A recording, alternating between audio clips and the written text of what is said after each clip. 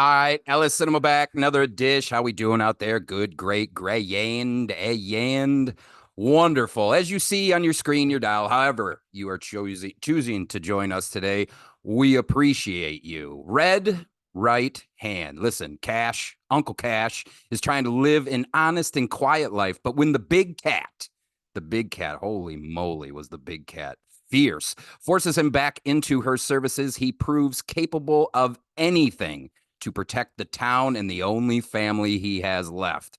Red Right Hand stars Orlando Bloom, Andie MacDowell, Garret Dillahunt, Chapel Stewart, who else we got? McRae, Kenneth Miller, Scott Haze, Nicholas Logan, Brian Garrity, Daniel Davidson, on and on. And something you guys should know, every single one of them is good.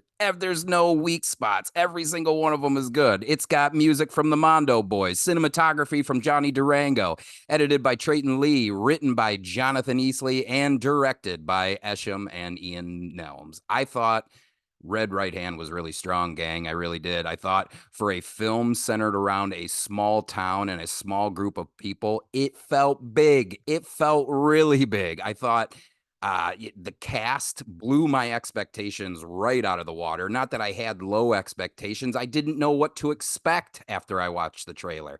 I thought between the pace of the script, the cinematography, the editing, the sound, the crew on this film absolutely shine. But most importantly about this film, it's got heart. I can't stand action movies without heart. You want that? Go see Fast and the Furious. I understand that there's a place for Fast and the Furious. It just may not necessarily be for me.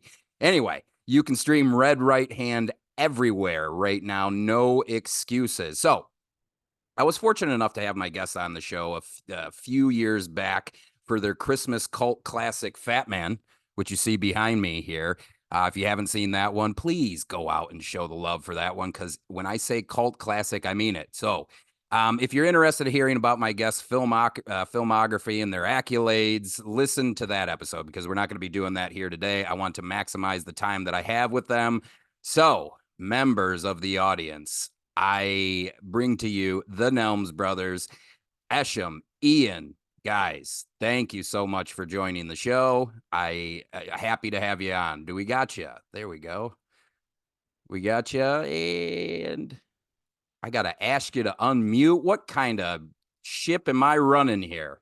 How All we right, doing, fellas? well, great, man. Thank you for having us. So I gotta say, I know that I said it. How you guys did it again? You guys, you made something so small, or I'm sorry, something that was supposed to be small, so big. Like this movie centers around a small town, a small group of people, and yet, I mean, between some of the exteriors and the landscape shots that you had Johnny doing, it felt big, gentlemen. And I just wanted to congratulate you on yet another film that I thought you knocked out of the park. Oh, thank you so much. That warms our heart, honestly. You get out there and you're in the middle of it, right? And Johnny Derango sitting there doing pirouettes, getting us out of all kind of trouble. We're trying to push him as hard as we can, and the man's just a genius with the camera. So what can we say? He makes us look he makes us look good. Is Johnny Derango his real name? 100%. Yeah, no, it's part of the reason why we hired him. At this point, he's like a third Nelms brother. Just Durango, it just rolls off the tongue, you know. So, like I said, guys, I don't want to waste too much time with you. I want to kind of get down to some brass taxes here. Talk to me about script to screen. So I'm looking, and Jonathan, correct me if I'm wrong, this is his first feature. At least that's what IMDb says. There's a couple other accolades, but first feature. Tell me, are you guys friends with Jonathan? Are you shopping through scripts, figuring out what the next play is for you guys? Tell me, from script to screen, how does that come to be? So there's a company called Thunder Road. They did like the Sicario films.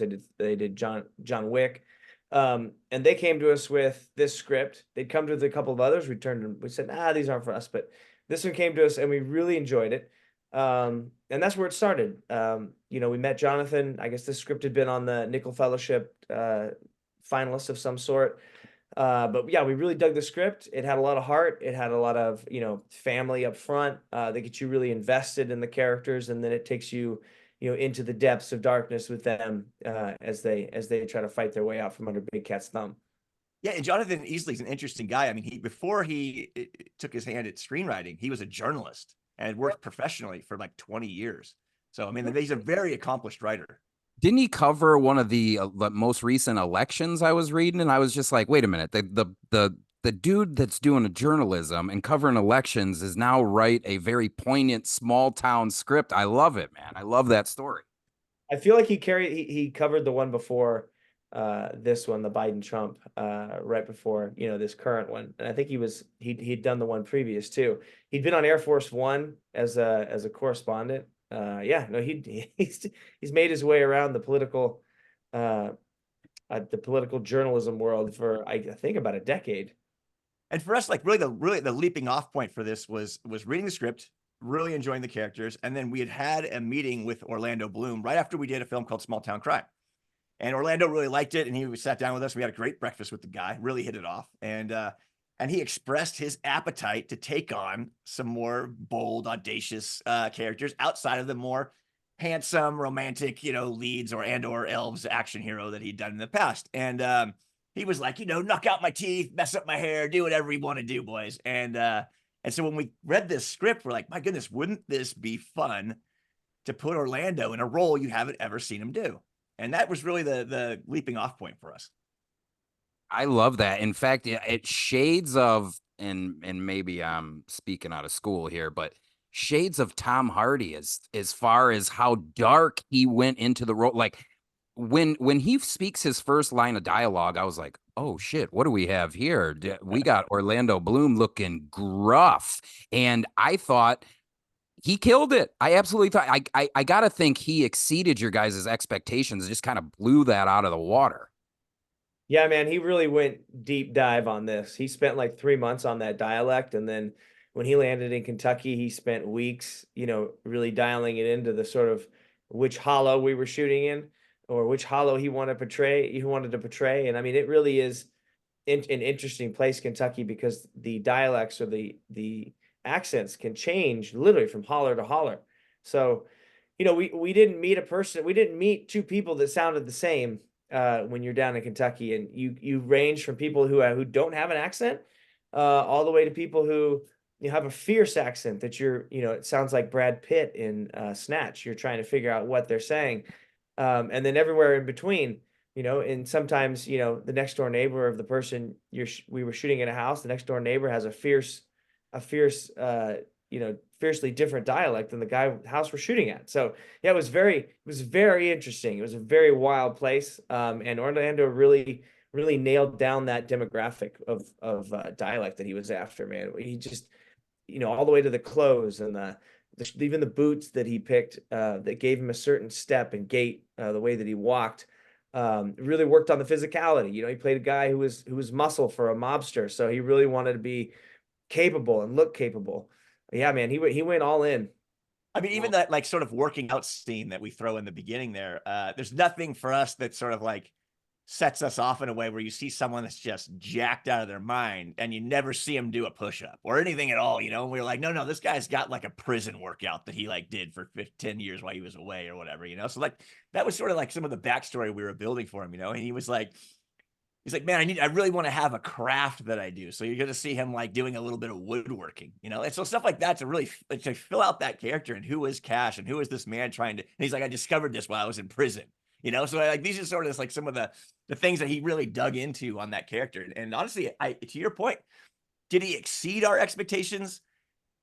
I don't know. Ian and I ask a lot, right? Like we want someone is excited about the role and going to bring ideas that we can't possibly fathom, right? Because that's their job. And Orlando absolutely thrived in that environment. And I would say he did. He exceeded our expectations. He really came utterly and completely prepared. And I thought, honestly, for us, it was a joy to come to work with the man every single day, because not only is he immersed in the character, but like no two takes are the same. Right? Like he's giving you such a wide spectrum of performance that when we got to the editing room, it was a glutton of riches. I love that.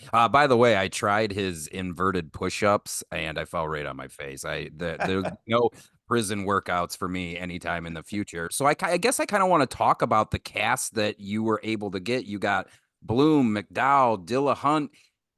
all these people I thought destroyed their roles. Like I really did. Like, and I'm sure you guys have probably heard it time and time again already, but Andie MacDowell, you gotta be shitting me, boys. I was literally like, she's not gonna do it. And again, no spoilers, gang. So if you're listening to the show, no spoilers.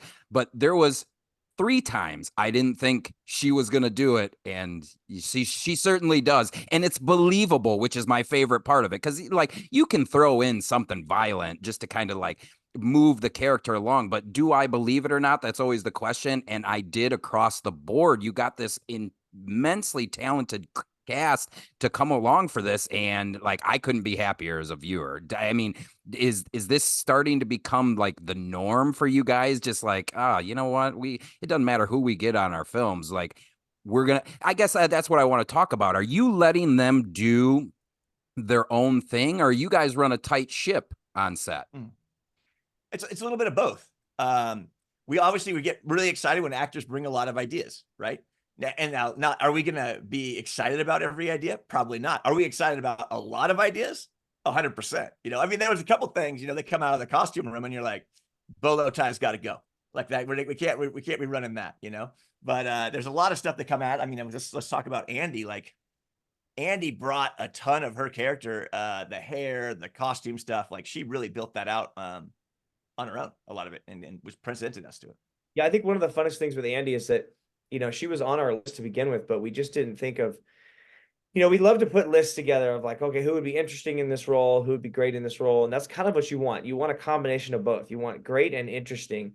And Andie absolutely fit that bill. We just didn't think that she would be interested in it because she hadn't done anything like this. I mean, she'd done a few roles where she'd played a little heightened, you know what I mean? Like funny bad and like Ready or Not, right? I think that's the one she's in.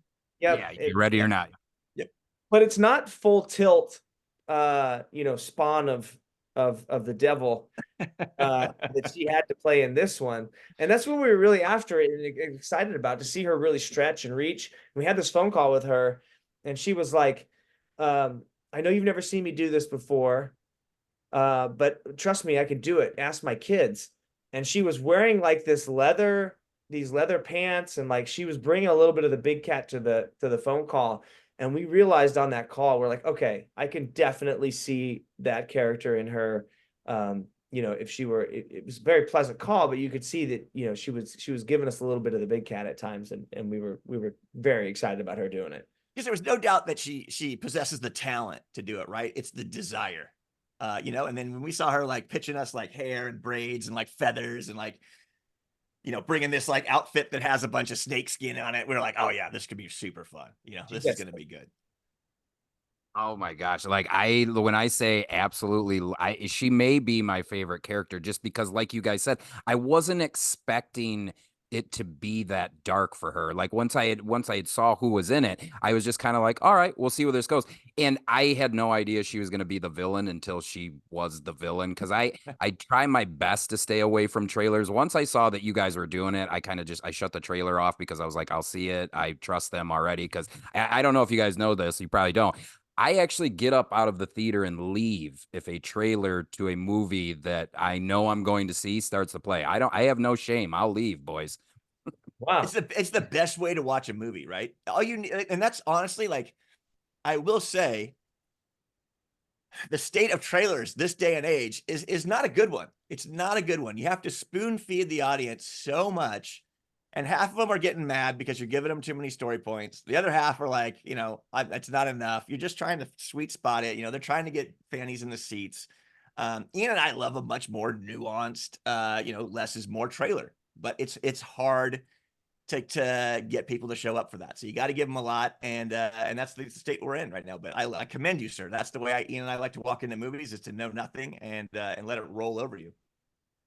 If I had it my way, it would be all black screen, just white titles. You tell everybody who's in it, and then that'll just be it. But I understand why, you know, you got to spoon feed it to them, which Boy, I'm getting so tired of the spoon feeding, which this film, I almost felt like we didn't spoon feed it. Like I love how there's no dead spots in this, guys. That's hard to do with action these days. I just want to drive that point home. There is always an action film that I'm watching where I'm like, all right, I can go to the bathroom and chill. That, the love interest and, the main character, they're going to make out for a little bit. I got time for a pee break. I'm going to get out of here and come back. But speaking of action films and not having any lulls in yours, are you guys heavy on pre-production? We got a lot of wannabe filmmakers that listen to this show. Are you guys big pre-production fans? Do you guys kind of ad lib as you go on shooting? I ask because I don't know how much you guys watch stuff on the internet or anything like that, but I just saw that interview with Christopher Nolan and Denis Villeneuve about shooting in IMAX, and I found it interesting that Christopher Nolan does very little storyboarding at all, and Denis does a ton of storyboarding. And actually, what he'll do is he'll tweak the script as he's going through his own storyboards. How does that look for not only the film, for making the film for you guys, but the action sequences specifically? I can say that it's very much what Denis described. Like, Ash is a professional storyboard artist for us anyway. And we know people that do it either way. But Ash is a professional storyboard artist, and luckily for us, he's able to storyboard every frame of the film. It helps us a ton. And he does. He's boarding things out, and he'll be like, "Oh, hey, I was boarding the scene out, and what do you think if we do this or that, or if we put this in, or maybe it needs to be a little more like this because it's going to line up with the room a little better, or what if I added this in, or what do you think of that?" It sometimes sets us off on a great path of discovery. And I will say, that is not to say we're completely locked into those boards, because you get into that scene and the actor wants to do something really fun or incredible or awesome. You lean into that. You don't want to be so rigid that you cut your nose off to spite your face because you want it to be exactly like the storyboards. There's so much magic that can happen when you have these high level collaborators, and you want to get every ounce of that blood, sweat, and tears they're trying to put into it on screen. Yeah, and Ian just nailed that, right? Like, no two actors the same. So you get in there, you try to thin slice, how can we collaborate the best? Some actors need to be more on a journey of discovery, right? That's what really helps them with their process. And some actors are like, okay, where's my light? What lens are we on? What line do you want me to turn and look at the camera for? I mean, everything looks naturalistic and perfect, and although it's so micro specific in the details. Yeah. But then, some people are like, hey, I'm like, hey, well, Ian, like, when you grabbed the skateboard and went up the stairs, that was a little too much. We got to come back down, so you got to we got to back into that discovery voyage with them. So I guess this question is for me now. Hearing you guys talk, I am curious. I think we're all right. I think hopefully if we just give it a little time, this is perfect. This is why I don't edit anything, so everybody can see the flaws of the damn show. Anyway, so I guess give me an example. I didn't have this written down, but where was an instance, without spoiling too much, where you kind of leaned into the evolution of the scene that you may not have pre-planned beforehand? So for one that I recall, it was probably the biggest one that I remember, is the knife fight. And I try not to give too much away, but that knife fight, of course, it was written out, and then it was choreographed by the two actors in it and the fight team. And they did such a great job of adding little nuances and little moments and coming up with cool stuff that I remember Esh reboarding it so that when we got there, it was it had all the nuances they'd added. And then I remember a couple of moments, because a prop was this way or that way, things fell a slightly bit different when we were on set shooting it. So yeah, that one had a big metamorphosis because, there were different creative teams working on it. You had the actors and their portrayal of it, then you had the ad of the stunt team, and then what actually happened on the day was even slightly different, where things landed at times. But yeah, that one was a big one, just because we had like 3 layers after Esh boarded it happened, and then he reboarded it, and we came back and still it added and became more than it was. Yeah, I think another one is that scene where Orlando goes to see Andie first in the den there with the fire, and that scene, we specifically were like, hey, this is your playground. You guys go and run it a couple times and see where you kind of want to go. and then we'll cover it from there. And that's kind of how we blocked it out with them. And then I think we were doing really long takes, like 4 or 5 minute takes at a time, like the whole thing nose to tail. And we shot the wides and the closest each twice from each side, and we were done and we were out. And that was how that scene came together. No two scenes are the same, right? But that one, we really wanted them to kind of have the freedom to play in the room and just discover it. I mean, the knife fight sequence is one of my favorites in the film. And I just want to, anytime I get an opportunity on my show, the stuntmen, stunt team, stunt women, they all need more love. So I wanted to say the stunts on this, the pyrotechnic, you name it, the entire stunt team absolutely killed it again. They did in Fat Man, they did in this one. And anytime I can give the stunt team a little bit more love, I love to do it. And here is no exception. I would assume that they blew your socks off for this. Look, we didn't have a lot of money. You know, this is a very this is an independent movie, and it's interesting to go out there. And Ian and I love practical effects, and that's not the easiest thing to do, you know. So we go out there with a team, and I don't know what vortex we were in on this movie, but they're most of the time the effects are triggered by sonic. So you fire a gun and it blows off whatever squib that you have on the body. In this particular instance, that didn't work. So every squib in the movie is done straight 1970s style with a wire going to a switchboard all over. So any squib, any gunshot in a wall, anything you see in this movie is 100% some gentleman or woman hitting a switch, syncing all of that with the gunfire by hand. It's wild. We had to cut either frame out the wires or cut them later, cover them up digitally later. But yeah, it was an interesting way to work because we've never quite worked that way. And there's absolutely a hindrance on the actors as they're trying to drag a pant leg full of wires around, as they're taking squibs. So there was definitely there was definitely things that changed because of the way those had to be done. I mean, every squib on a car was also hardwired. So the guys sitting 2 feet behind the car somewhere with a switchboard, flipping them all off. It was just nuts. It was chaos, man. I mean, it was controlled chaos, but it was. Yeah, I mean, I think like what Ian's saying by chaos is like it was immensely difficult, immensely calculated. Like, so another thing is like at one point they came to us and they said, hey, we had some like pretty dramatic weather, and it ended up messing up our schedule to where we lost 3 days of shooting. We had tornadoes, lightning storms, it was wild. And they came to us and they said, hey guys, you lost these 3 days and you're gonna have to trim some stuff out of that end big climactic moment in the movie, the big last third of it. And we're like, well, that's why we want it. That's like one of the main reasons we want to do the movie. So we're absolutely have to deliver on that. So let's figure out a way that we don't have to compromise on that stuff and come back to us. So they came back to us and they said, okay, well, the only possible way we can think of you guys pulling this off, and like, it's not even possible really, is that you have no resets on anything and that you have to do it all first take. And we're like, yeah. And we're like, practical, and we're like, great, that's what we'll do. So what came out of that was just a process of doing, like, normally the way we've done it in the past is with the effects is that, the actor runs it like 2 or 3 times and then you go, and then if it worked, great, you use it. Or if usually you get one more reset at least, and you can do reload for about half an hour to an hour, reset and shoot it one more time.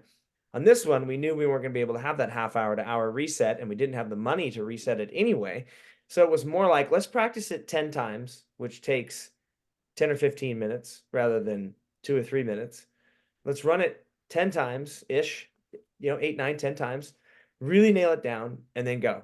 So that was an interesting process because, we cut a lot of time. We saved a lot of time. We saved a lot of money. And just practicing it more before shooting it helped a ton. I got to tell you guys, doesn't play like an indie film. Just so we're clear on my end, doesn't play like an indie film. And to your point, practical effects until they put me in the ground. I'm never like the example I always use is 3 Days from Hell. You can't have CG gunfire. You can't do it. It looks terrible. It looks absolutely terrible. And for something like this, but backing up, doesn't play like an independent film, guys. Really doesn't. Like I think it. I think it exceeds an independent. I just reviewed an independent film a few weeks ago. That looks like an independent film. It's not to say that it's bad. It's just the quality that you guys brought to Red Right Hand. I really don't want that to be understated. So, but anyway, so I like to ask some personal questions before I get you guys out of here. Because I always like to try to make it human. I don't want it to always just talk shop up here. So we're coming off the heels of the Oscars, gentlemen. Coming off the heels of the Oscars. Do you guys Yes, we were close. first and foremost, do you guys watch the Oscars?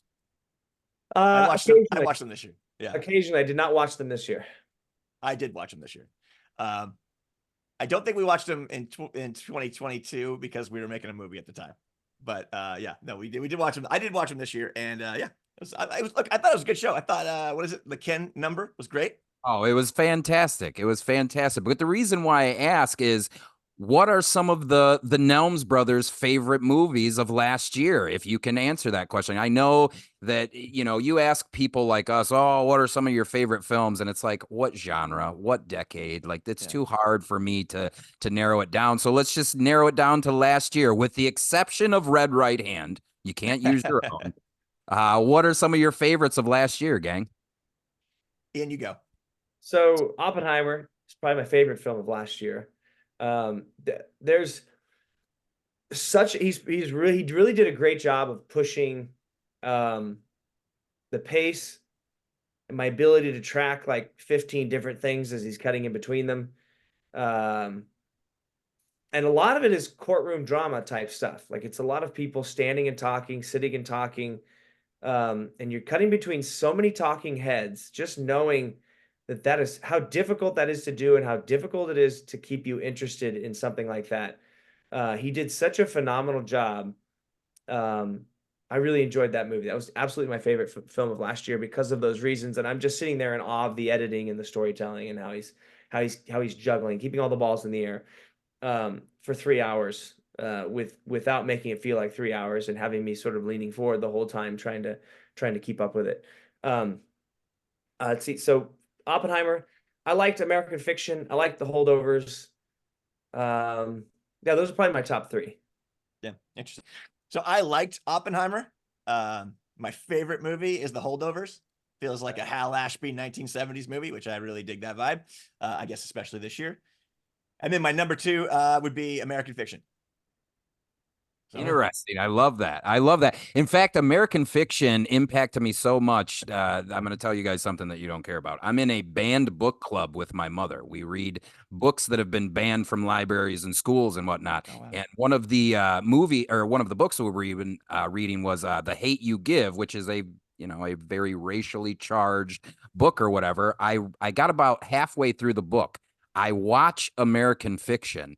I go back to the book and I'm like, they're just playing to the whites right now. I can't read the rest of this book.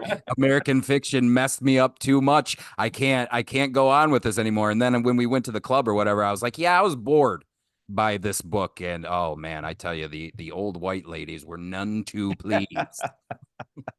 Yeah, that movie did such a good job of sort of pulling the rug. I mean, I think it's a lot of people are thinking, have thoughts in that direction or feel that way about it. And it was just very.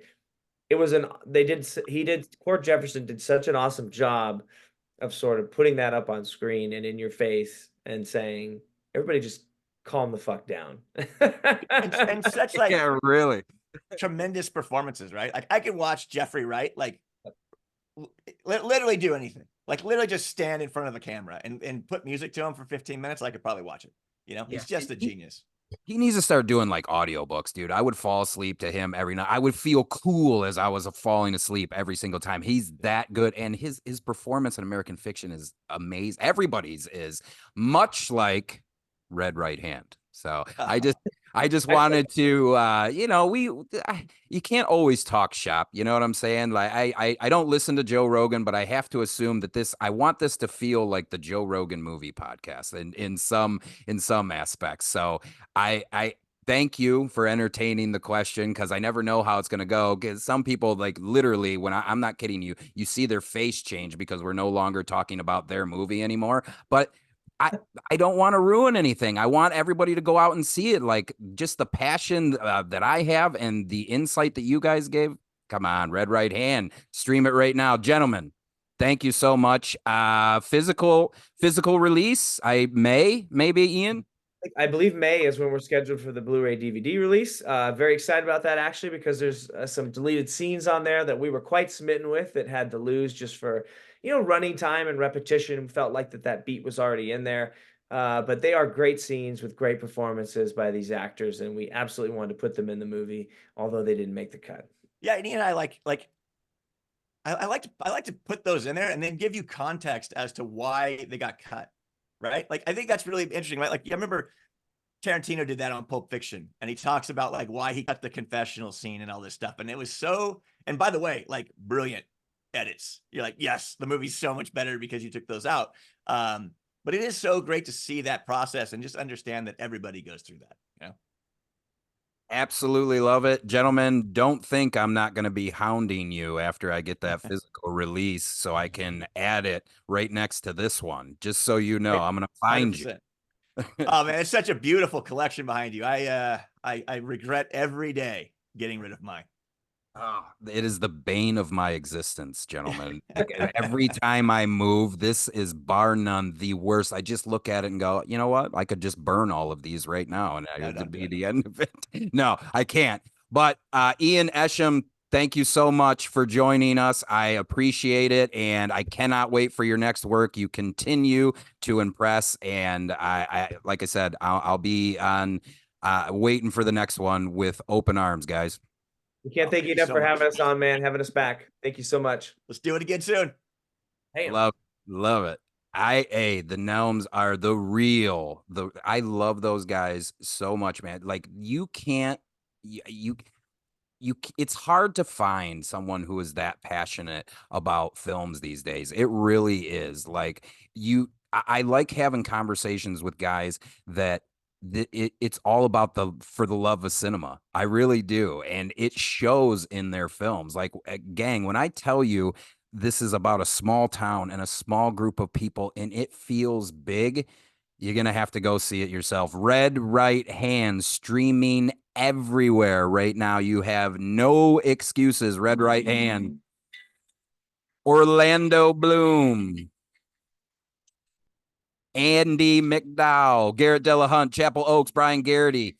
Scott Haze. Mo McRae. Music by Mondo Boys. Written by Hamina. Jonathan, where did he go? Jonathan, I'll find him. Don't you worry. Jonathan Easley. Holy cow. Maybe we should start editing this show. Stunt team killed it. Ellis Cinema, the Nelms brothers. We are gone.